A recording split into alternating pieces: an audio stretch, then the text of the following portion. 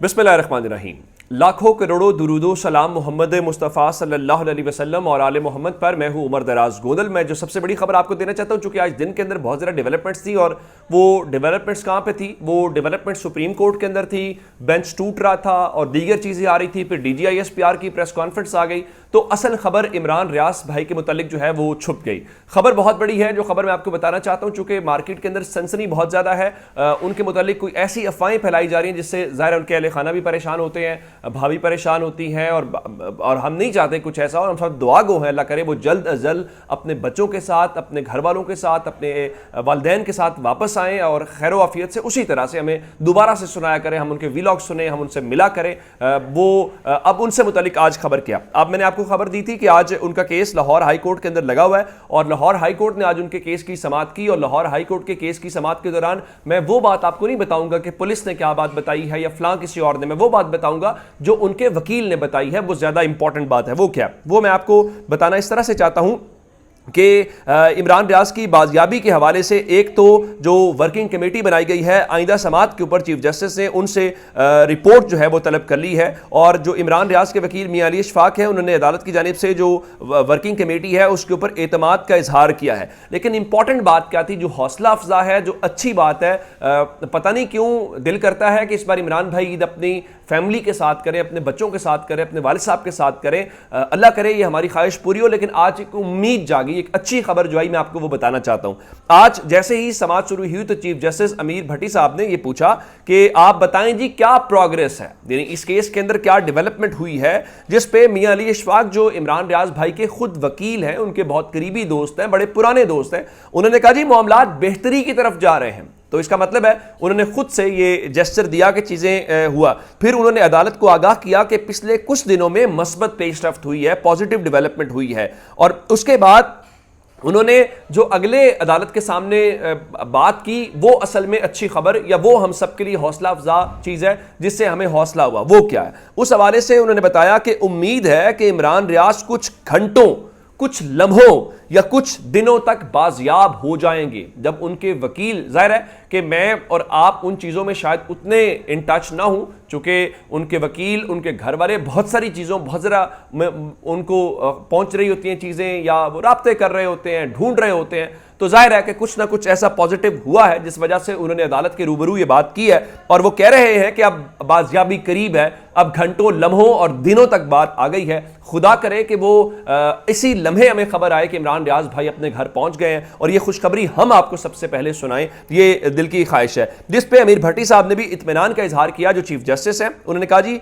खुशाइन बात है कि पेशरफ्त हो रही है। उसके बाद जो वर्किंग कमेटी है जिसके ज़ाहिर है कि पुलिस है और दीगर उसके अंदर हुकाम है, तो अदालत ने उनसे कहा कि ठीक है आप आइंदा समाअत के ऊपर जो इसकी रिपोर्ट है वो अदालत के रूबरू पेश कर दें। जिसके साथ ही आप जानते हैं कि अब आगे छुट्टियां हैं और अब कुछ रोज लग जाएंगे। कल आखिरी वर्किंग डे है 27 तारीख का और 27 तारीख के बाद फिर पूरे का पूरा हफ्ता ही हमें छुट्टियां देखनी पड़ेंगी। तो तकरीबन अदालत ने इस बार कोई लंबा चौड़ा टाइम नहीं दिया क्योंकि बहुत ज़्यादा दिनों का हमें इंतजार करना पड़े। अदालत ने इस सिलसिले में 5 जो जुलाई है उस तक केस की समाअत मुलतवी कर दी है और उसके साथ जो रिपोर्ट है वो मांग ली है। अल्लाह करे कि अब वो जल्द अज जल्द वापस आए और वापस आके दोबारा से हम उनके साथ गुफ्तगू भी करेंगे, उनके घर भी जाएंगे और इंशाल्लाह आप तक पहुंचाएंगे। तो हम सब दुआ गो हैं कि हम सब की ईद की खुशी दोहरी हो जाएगी अगर इमरान रियाज भाई जो हैं वो अपने घर पहुंच जाएंगे। तो ये तो इमरान रियाज का आज लाहौर हाई कोर्ट का मामला था। इमरान खान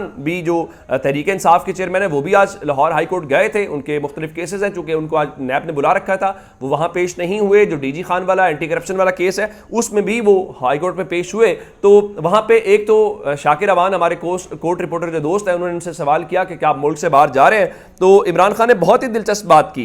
उन्होंने कहा कोई अपना घर भी छोड़ के बाहर जाता है, मैं दुनिया छोड़ दूंगा लेकिन पाकिस्तान नहीं छोड़ूंगा।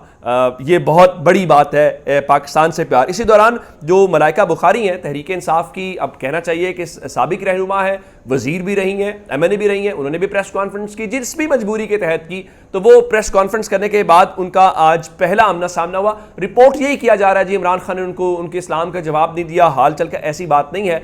उनका आमना सामना हुआ तो सलाम दुआ भी हुई और इमरान खान ने उनसे पूछा, उन्होंने इमरान खान से पूछा और इमरान खान से पूछा कि क्या हाल है, सेहत कैसी है, इस मुतालिक जब बात की तो वहाँ पे जो लोग खड़े थे उनके मुताबिक मलाइका बुखारी जो है वो आबदीदा हो गई। तो उनकी आंखों में वो आने वाले आंसू जो है वो कुल कहानी बता रहे हैं कि हम किन स्टेट अफेयर्स के दरमियान जो है इस वक्त चल रहे हैं। अब आते हैं इस चीज़ की तरफ कि ऐवान सदर खाली हुआ है और ऐवान सदर खाली होते ही एक ऐसा चेयरमैन सेनेट जो कायम मकाम सदर बन गया जिसके पास अक्सरियत नहीं है और जिसको हटाने के लिए PDM ने कोशिश की थी, नाकाम हो गई। उसके बावजूद अब उनके पास अक्सरियत है, उसको हटाया नहीं गया।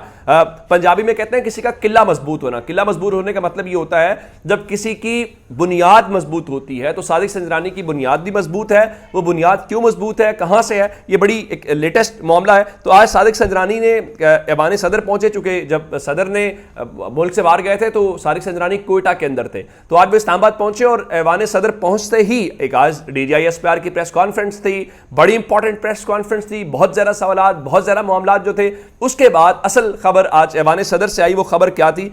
आते ही आरिफ अलवी साहब जो कलम जरा आराम से ठहराव से इस्तेमाल करते थे, सोच समझ के वापस भेजते थे कि रिकंसिडर कर लो, सोच लो, उसके ऊपर उन्होंने बिल्कुल भी कुछ सोचने का फैसला नहीं किया। पर आते ही उन्होंने 2 परवाने जारी किए हैं। मैं आपको 2 परवानों के मुतालिक बताना चाहता हूं कि ऐवान सदर से जो 2 परवाने जारी हुए हैं उनमें पहला परवाना जो है वो नाअहली की मुद्दत 5 साल करने का जो बिल है उसको उन्होंने दस्तखत कर दिए हैं, जिसका मतलब ये है कि अब वो एक्ट ऑफ पार्लियामेंट बन गया है, पहली बात। दूसरे नंबर के ऊपर चल के उन्होंने जो इलेक्शन एक्ट है 2017 उसकी 57 जिसके तहत अब इलेक्शन कमीशन इलेक्शन की तारीख दिया करेगा, शेड्यूल जारी किया करेगा, उसमें रद्दोबदल करेगा। इन दोनों बिलों के ऊपर उन्होंने दस्तखत कर दिए हैं और दस्तखत करने का मतलब यह है कि ये अब एक्ट ऑफ पार्लियामेंट बन गए हैं। आप अब इनको कानून का हिस्सा समझिए। तो अब मैच एक बार फिर इंटरेस्टिंग होने वाला है और इंटरेस्टिंग होने का मतलब यह है कि अब एक बार फिर हमें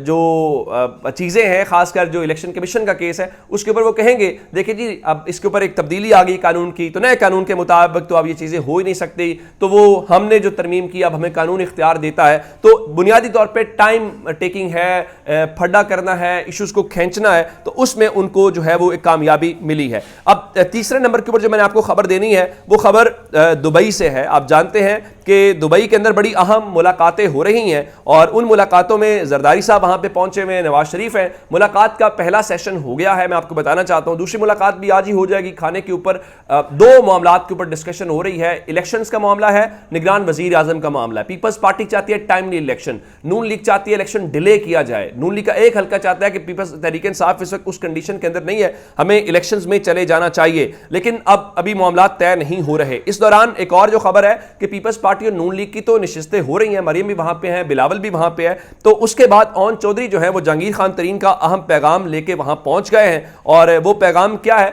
पैगाम जाहिर है कि सीट एडजस्टमेंट है। पीपल्स पार्टी और नून लीग के दरमियान भी सीट एडजस्टमेंट के ऊपर मामलात हैं। पीपल्स पार्टी ये चाहती है उनको पंजाब के अंदर फेवर दी जाए, कुछ हल्के हैं खासकर जनूबी पंजाब के दीगर, जो मिसाल के तौर पे जो गिलानी खानदान है मुल्तान का, वहाँ पे राजा परवेज अशरफ जो है उनका हल्का है, कमर जमान कायरा का, नदीम अफजल चंद समेत कुछ हल्के हैं जहाँ पे वो बिलखुसूस चाहते हैं कि सीट एडजस्टमेंट हो, इन रहनुमाओं को कौमी असम्बली में आने का जो मौका है वो मिल सके। अभी शहबाज शरीफ वहाँ से रवाना नहीं हुए, शहबाज शरीफ रवाना होंगे, उसके बाद ये मुलाकातों में शरीक हो जाएंगे।